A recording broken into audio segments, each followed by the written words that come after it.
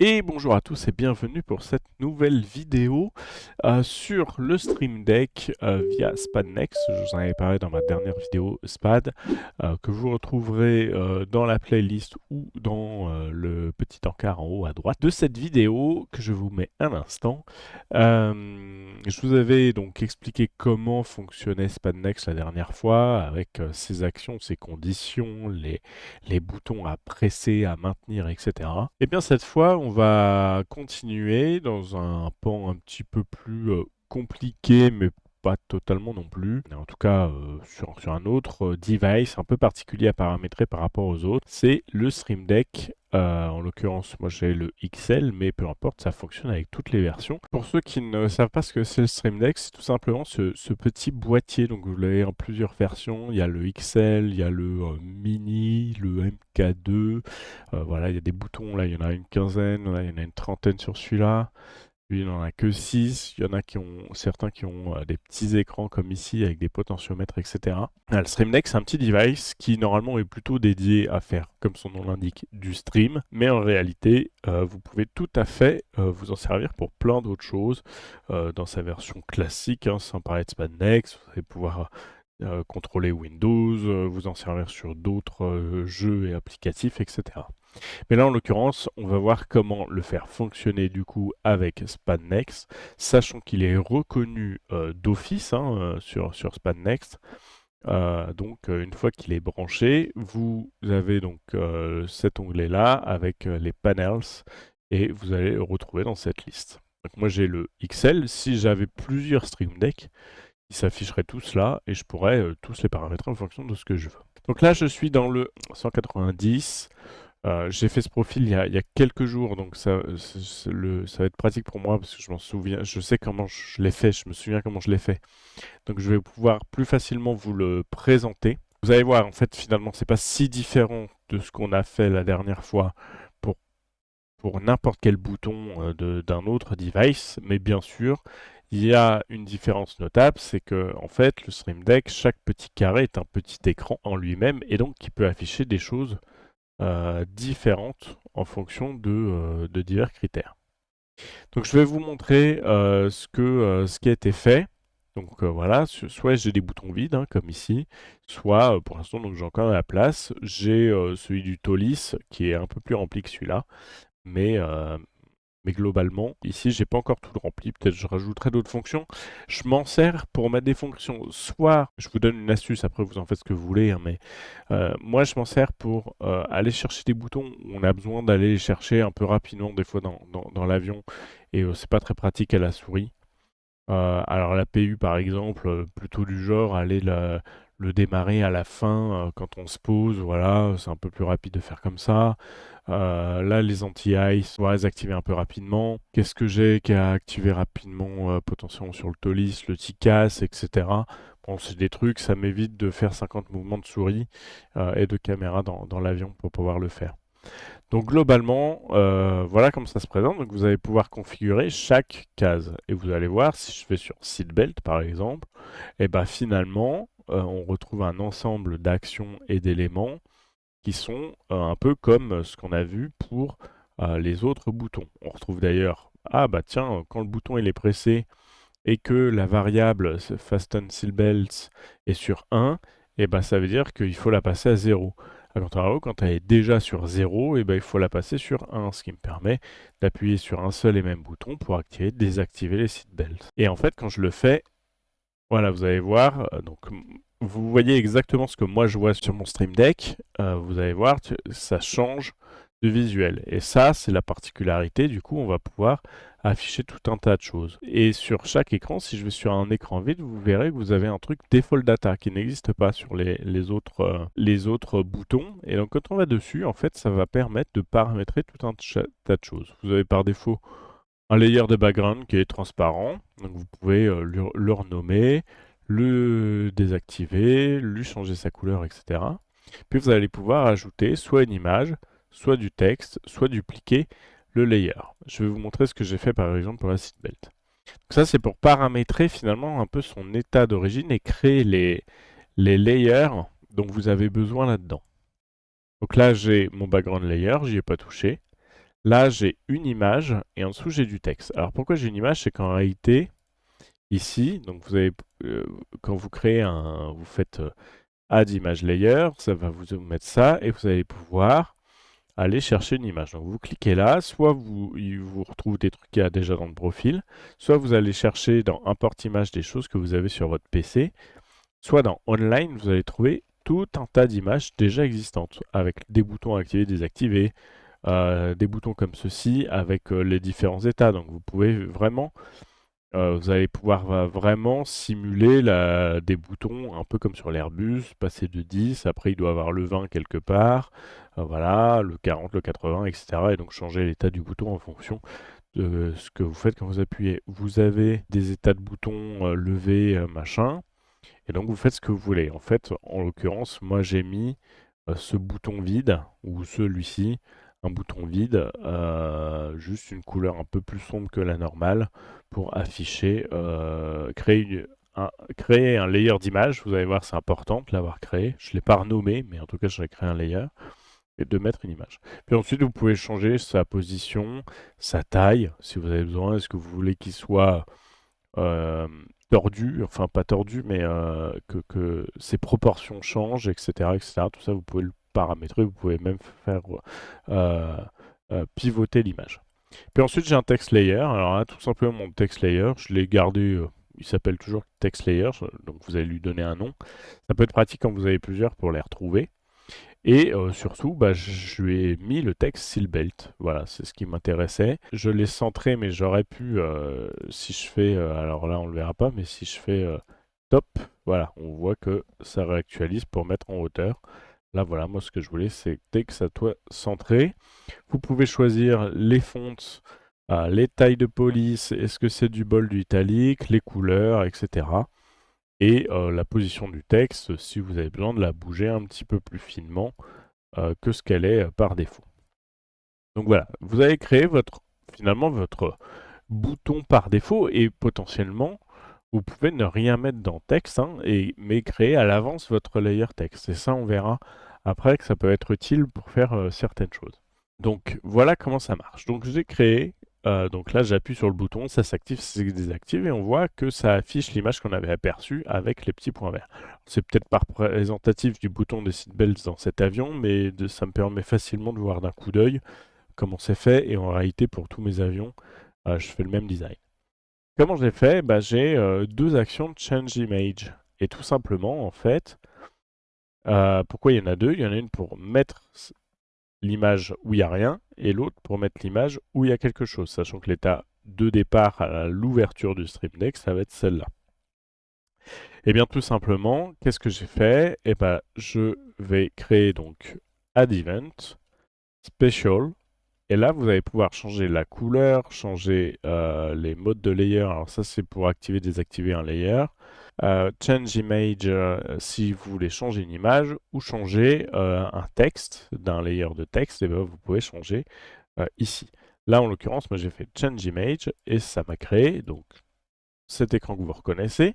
Et je lui ai dit quand cette variable, donc façon seatbelt qui est la même d'ailleurs que dont je me sers pour activer et désactiver, est égale à 1, et bah tu vas aller Add Action. Donc là, il sait qu'on doit changer une image, donc il nous propose OK, donc sur le Stream Deck XL, mais ça pourrait être sur un autre Stream Deck par exemple.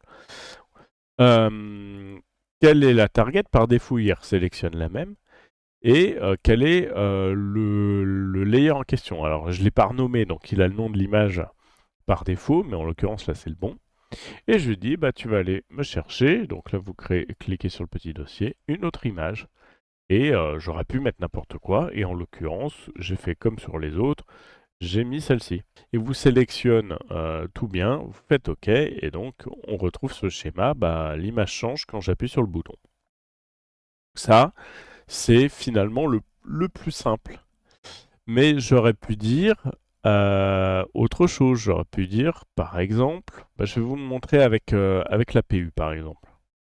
Je fais démarrer les batteries. Je fais démarrer le GPU. Et qu'est-ce qu'on a fait? Enfin, qu'est-ce que j'ai fait? Donc j'ai un bouton APU. Mon bouton APU, comme l'autre, D'ailleurs, je suis resté en press short parce que j'avais fait d'autres tests, mais j'aurais pu remettre en press normale.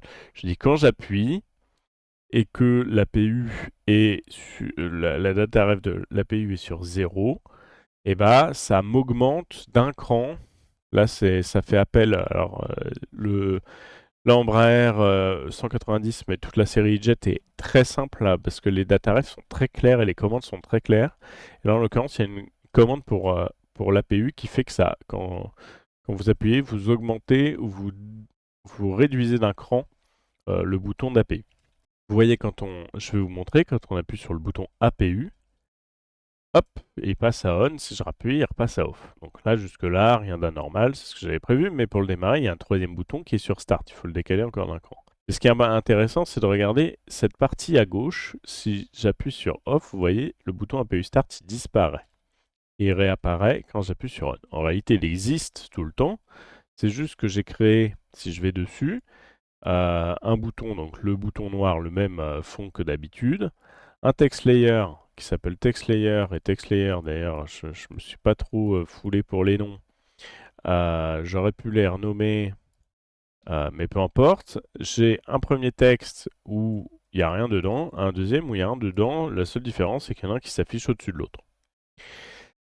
Et qu'est-ce que je fais? En réalité, c'est que quand j'appuie sur APU, donc je change une data ref pour la faire passer de 0 à 1, et là, en l'occurrence, je lui dis, bah, quand cette data ref, elle passe à 1, en l'occurrence celle-ci, que le switch APU égale 1, et bah, tu changes le texte. Donc j'ai fait, je reprends, add event, special, label. Et donc là, il me rouvre cette fameuse fenêtre-là que vous connaissez. Et donc ce que j'ai fait, je lui ai dit, bah, tu me changes par exemple le label du layer text, qui est le premier des deux. Il y a le 2 et le 3, si je les avais correctement renommés, ça aurait été plus clair, mais ma flemme a pris le dessus. Je lui dis, bah, ok, quand il se passe ça, eh ben, je veux que tu écrives APU.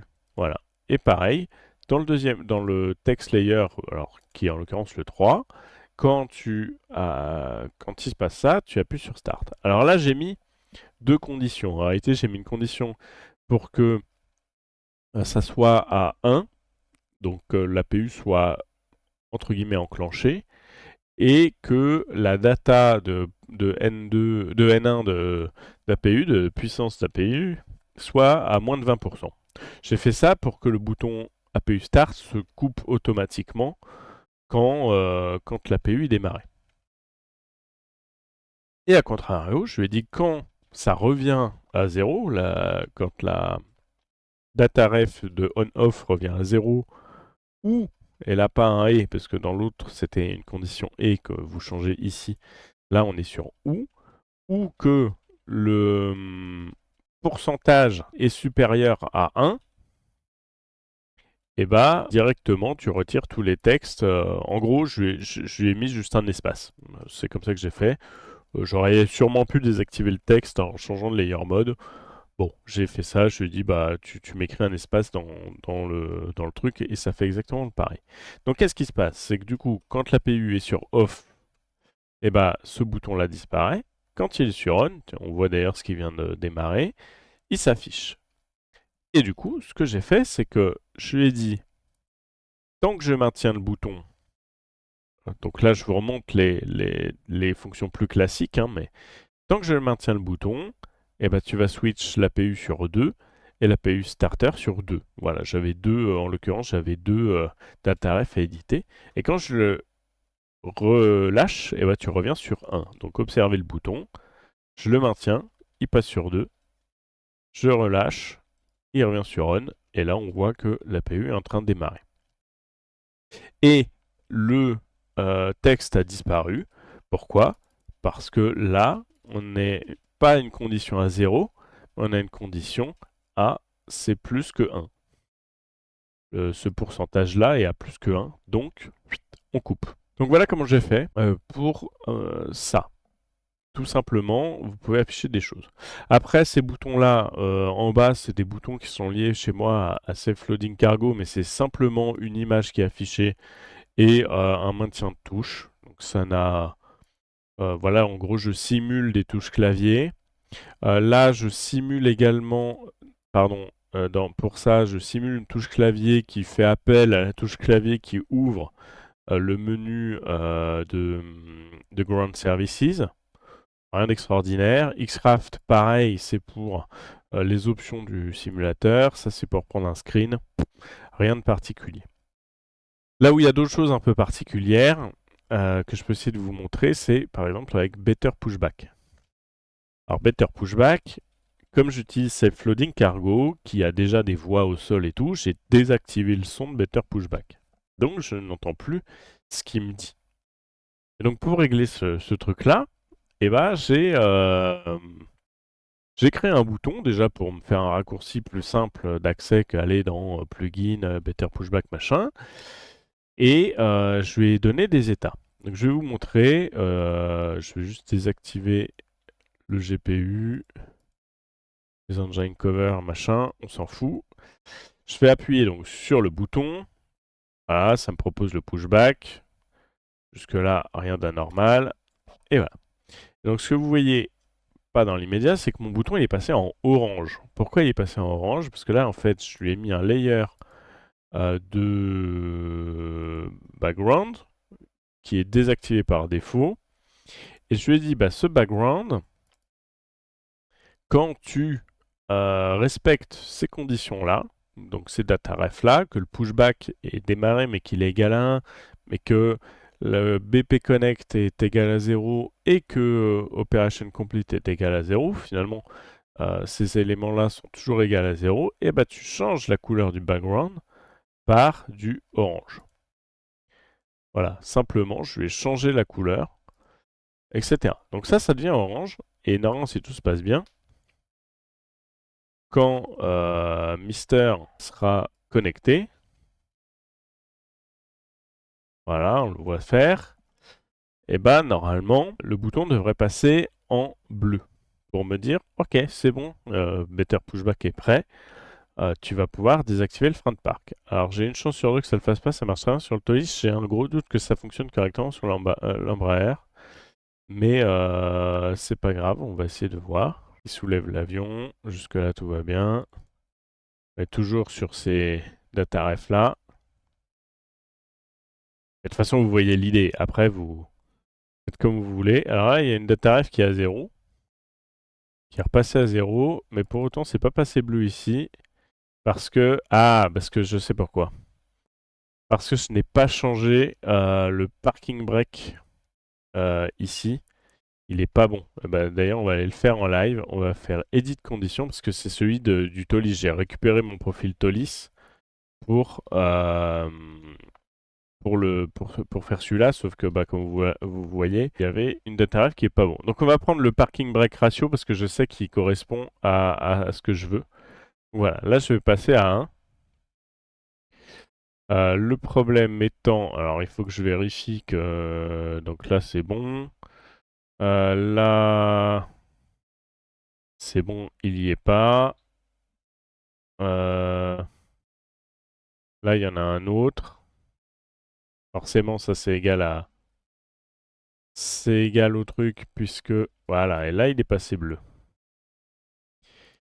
Explain, là il y a encore un parking brake de chez Airbus, donc on va aller le changer. Alors vous voyez par défaut il garde par contre il garde la data, donc ça c'est pratique.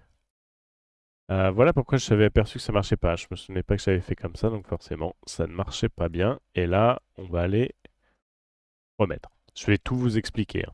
Mais là en gros, je vais en profiter pour sauvegarder, il est passé bleu parce que ça y est, il a fini de soulever et il est prêt à ce que je retire le frein de parking. En gros, c'est l'idée que j'ai donnée. Donc pour me dire ça, il me dit, bah voilà, là, il est connecté, l'opération est complétée, enfin, elle n'est pas complète, justement, elle est inégale à 1, donc elle n'est pas terminée, mais elle est commencée et connectée. Le parking brake est sur 1, donc il est activé en l'occurrence. Et j'ai bien démarré le pushback. Donc là, la consigne, c'est en gros, quand c'est bleu, ça veut dire que je dois toucher au parking brake. Donc on va tout de suite le couper. et hop, c'est repassé en orange. Donc là, eh ben voilà, il va me chercher automatiquement la petite couleur qui va bien en fonction. Et dès qu'il aura fini et qu'il va me demander à nouveau de remettre le parking brake, on va le voir ensemble, ça va tout simplement me repasser le bouton en bleu. Et je crois que de mémoire, si je dis pas de bêtises, quand il a totalement fini, il passe en vert. Je sais même plus ce que j'ai fait, mais voilà. Et ça m'a permis du coup de corriger la coquille qui restait que j'avais oublié de modifier quand j'ai transféré mon profil. Alors vous avez toujours des ajustements à faire de temps en temps.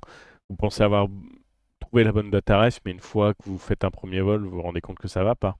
Typiquement sur cet avion, le parking brake, la data ref que vous avez vu que j'édite, enfin que je lis, en l'éditant, elle fonctionne pas correctement sur le frein de parking. Elle le bouge physiquement, mais elle n'active pas le frein. Donc il faut le faire autrement.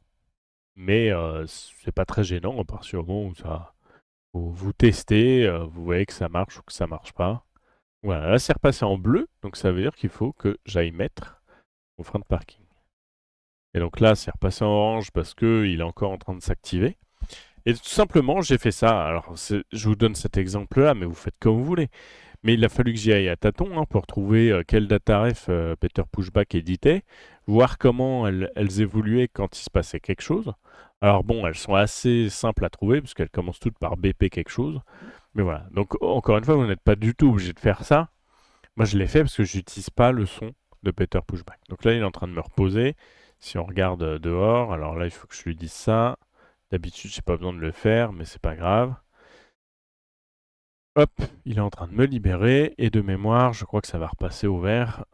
Voilà, une fois qu'il a fini, ça y est, ça passe au vert. Et c'est pour me dire, ok, c'est bon, t'es tranquille, il va se barrer, il peut accrocher et on est bon. Donc voilà ce que j'ai fait avec Better Pushback. Encore une fois, c'est un exemple. Et là, tout simplement, tout le long, j'édite juste mon layer de background que j'ai créé, qui était là de base, mais je lui mets juste une couleur de fond. Voilà.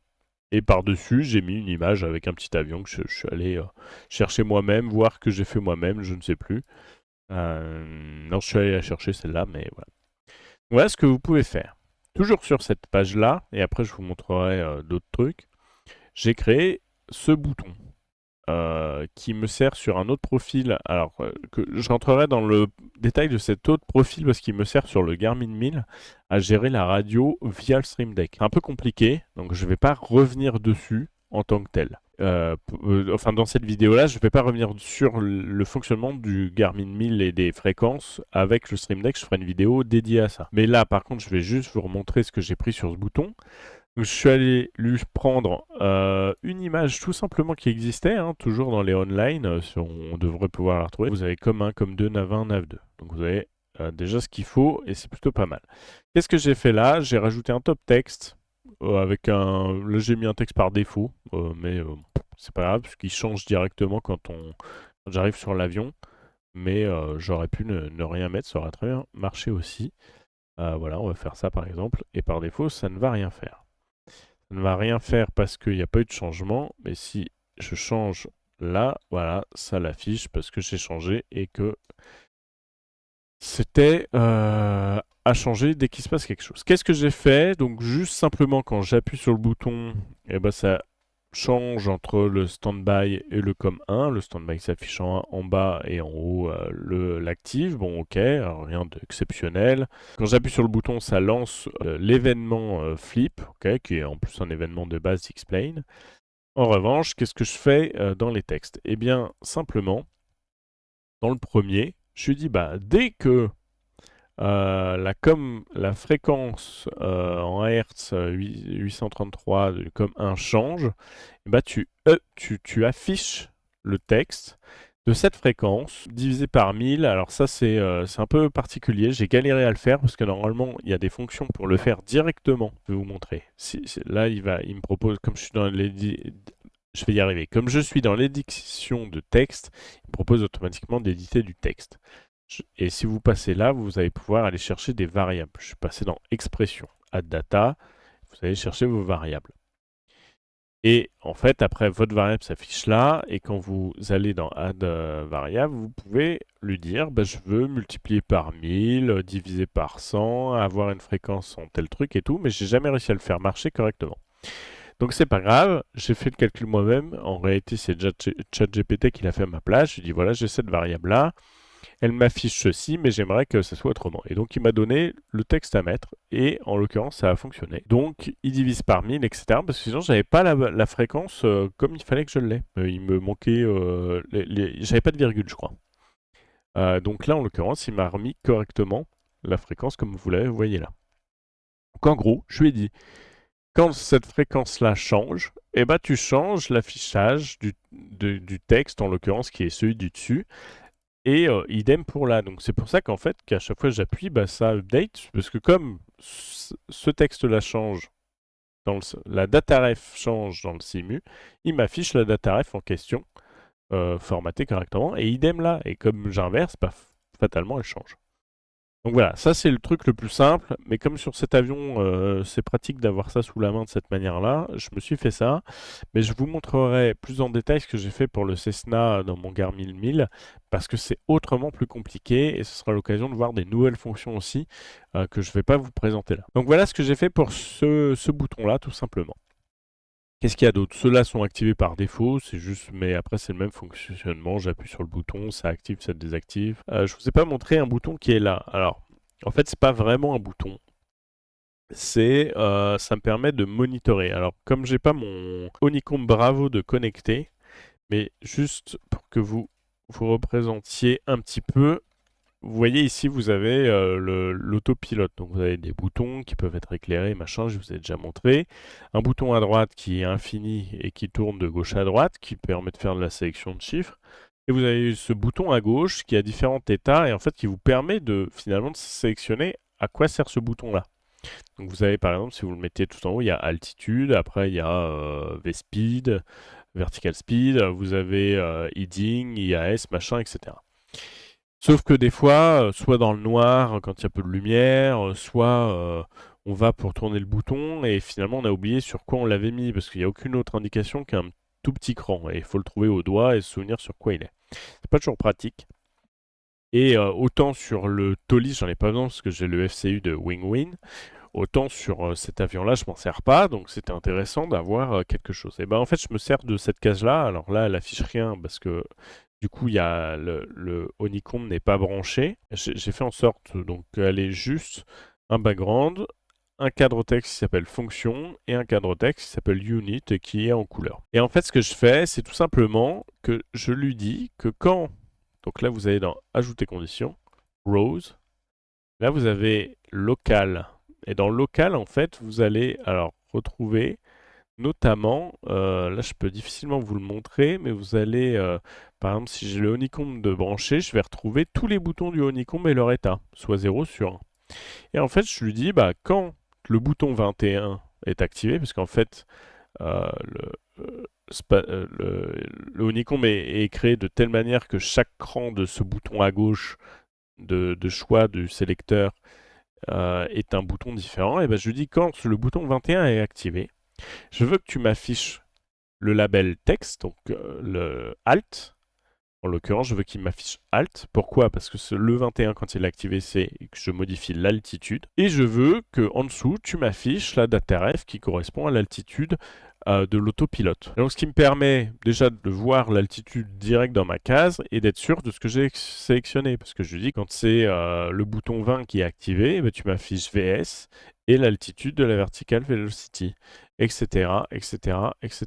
Il n'y a que là où j'ai dû faire un petit calcul et il faut que je le fasse pour un autre, je crois, parce qu'il m'affichait une virgule à mon heading, parce que la dataref est faite d'une certaine manière.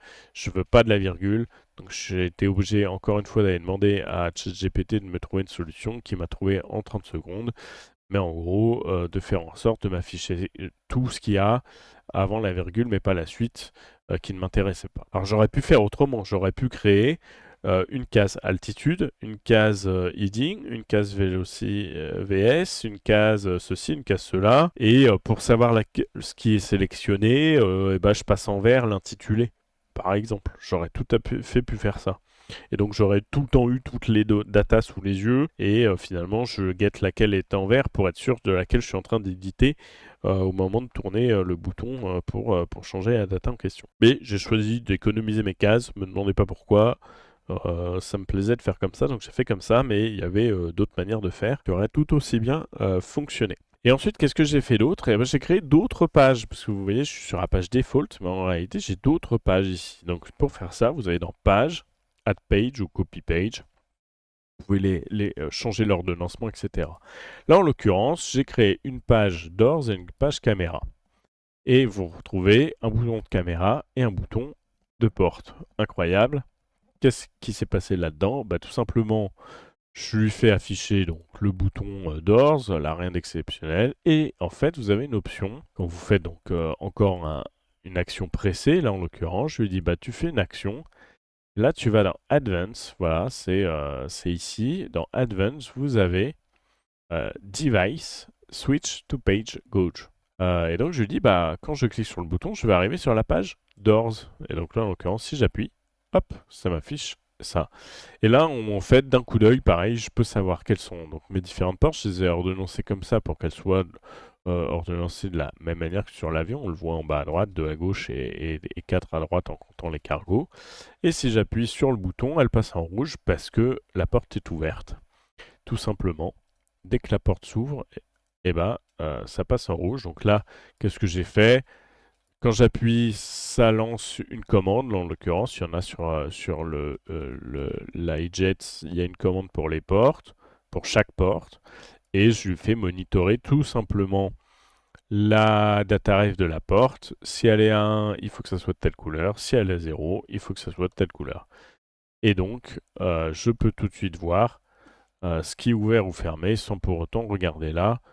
Je l'ai sous les yeux et je sais ce que je fais. Et ici, j'ai créé un bouton de retour tout simplement de la même manière. Device, Switch 1, Default. Donc je reviens à la première page. Et ensuite, ici, j'ai un bouton de caméra. Là, pareil, rien d'exceptionnel. Alors là, si je clique dessus, ça va pas marcher. Mais en gros, parce que je suis pas dans le simulateur. Et là, en l'occurrence, en plus, je joue avec simplement des raccourcis clavier qui correspondent à mes caméras de X-Camera. Mais tout simplement, voilà, je retrouve toutes mes caméras comme je veux, à droite, à gauche. Voilà, il n'y a rien d'exceptionnel. J'aurais pu faire que si je maintiens un bouton, et ben, je reviens automatiquement à la précédente. Si je quitte le menu de caméra, je reviens automatiquement à cockpit. Hein, j'aurais pu dire... bah, si je vais éditer mon truc caméra, ici, en plus de presser, et bah, tu me remets, tu appuies sur telle touche, ce qui fait que ça me remet. Alors c'est peut-être pas con, je suis en train d'y penser, mais voilà, keyboard. Là, vous allez faire assign, donc il va me demander sur quelle touche je veux appuyer. Vous appuyez sur la touche ou le combo de touches en question. Vous refaites assign et c'est bon. Et donc là, si je vais dans ce menu-là, alors il faut que j'aille sur une autre caméra, sinon ça n'a aucun intérêt. Mais si je vais dans ce menu-là et que je réappuie, eh ben ça n'a pas marché parce que j'étais pas sur le simu, donc ça ne marche pas. Mais si je refais, parce que les raccourcis clavier, quand vous les faites et que vous n'êtes pas sur la page du simulateur, ça marche pas. Mais donc là, en l'occurrence, voilà, je suis sur une autre page, si je fais retour, ça me remet sur celle-là, qui est peut-être pas plus mal. Donc voilà comment fonctionne le Stream Deck avec SpanNext, tout simplement. Finalement de la même manière que tout le reste, hein, parce que vous pouvez voilà, gérer encore les appuis longs, les courts, les machins, les trucs. Seule différence, c'est que vous avez cette default data qui est là sur tous les boutons, même quand il n'y a rien dessus, qui est vide par défaut, juste avec un background vide, que vous modifiez, vous ajoutez d'autres choses. Donc par défaut, vous avez un état, et ensuite, bah, en fonction d'événements, vous pouvez le changer. Ou pas. Là, en l'occurrence, j'ai juste un bouton, et avec un logo. Il n'y a pas de modification quelconque. La prochaine fois, on refera un tuto encore sur le Stream Deck. Je vous montre très rapidement, mais sur la partie 1672, si je dis pas de bêtises, où j'ai créé, alors ça c'est mon default, mais j'ai un truc radio. Et là, je vais vous montrer, mais il faut que je me rappelle de ce que j'ai fait, parce que c'est un peu compliqué. Et vous allez voir que vous allez pouvoir créer aussi des datas vous-même, et donc avoir un truc assez intéressant. Donc ça, je vais vous présenter ça, mais c'était pour globalement gérer les radios du Garmin. mais je vous présenterai ça dans une vidéo qui est dédiée à ça. Je vous le tease un tout petit peu, mais pour l'instant, déjà, amusez-vous avec votre Stream Deck si vous en avez un. Voilà ce que je pouvais vous dire, en tout cas sur le Stream Deck. J'espère que c'était clair. N'hésitez pas à me poser vos questions en commentaire. Je prendrai le temps d'y répondre, bien évidemment. N'hésitez pas à me dire, hein, au besoin, je referai des vidéos un plus spécifiques sur euh, une fonction, sur quelque chose. Donc n'hésitez pas, voire même vous faire des shorts sur des trucs très courts pour vous montrer très rapidement des choses. Voilà, n'hésitez pas à me dire en commentaire ce que vous en pensez. C'est important pour moi. Moi je connais, donc c'est difficile de savoir si j'étais clair. Donc n'hésitez pas à me dire en commentaire tout ça et à laisser un petit pouce en l'air si ça vous a plu. Sur ce, je vous remercie et je vous souhaite une bonne journée, une bonne nuit et surtout à très bientôt pour un prochain tuto.